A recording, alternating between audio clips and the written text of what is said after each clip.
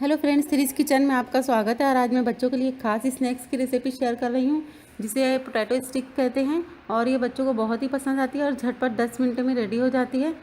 तो चलिए potato sticks बनाना शुरू करते हैं। यहाँ पर मैंने एक बड़ा उबला हुआ आलू लिया है, और अगर मीडियम साइज़ का है तो आप 2 से 3 भी ले सकते हो। इसे आप ग्रेट कर लेना है। आलू अगर गर्म है तो आप इसे बॉयल होने के बाद फ़ौरन मैश कर लें। यहाँ पर ये ठंडा हो चुका है, इसलिए मैं इसे इस तरह से ग्रेट कर ले रही हूँ। यहाँ पर मैंने पोहे को एक मिक्सर जार में ऐड करके बिल्कुल बारीक पीस लिया है। 3 टेबल स्पून ये भी ऐड कर देंगे। Half tea spoon black pepper powder add करना है। 1/4 टीस्पून कुटी हुई लाल मिर्च, सॉल्ट टेस्ट के मुताबिक, और थोड़ा सा ऑरिगेनो ऐड कर देना है। सबको मिक्स कर लेंगे। अच्छे से हाथों की मदद से मिक्स कर लेना है। एक डो के जैसा रेडी कर लेना है इसे। देखिए डो रेडी हो चुका है, इसलिए अब हम इसे 2 पार्ट में डिवाइड कर लेंगे। यहाँ पर मैंने एक प्लास्टिक बैग लिया, इसे 2 साइड से कट कर लिया है। अब ये डो का एक हिस्सा लेके हम इस तरह से रखेंगे और इसे बिल्कुल हल्के हाथों से रोलिंग पिन की मदद से रोल कर लेना है, और इसे हम स्क्वायर शेप में कट कर लेंगे। अब तो यहाँ पर ये कट हो चुका है। अब इसे स्टिक्स में कट कर लेंगे, इसकी स्टिक्स कट कर लेंगे इस तरह से। तो आप देख सकते हो स्टिक्स हमारी रेडी हो चुकी है। और अब दूसरा भी हम इसी तरह से रोल करके रेडी कर लेंगे।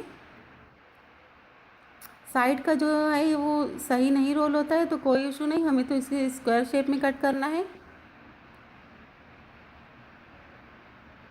इसकी भी स्टिक्स कट कर लेंगे।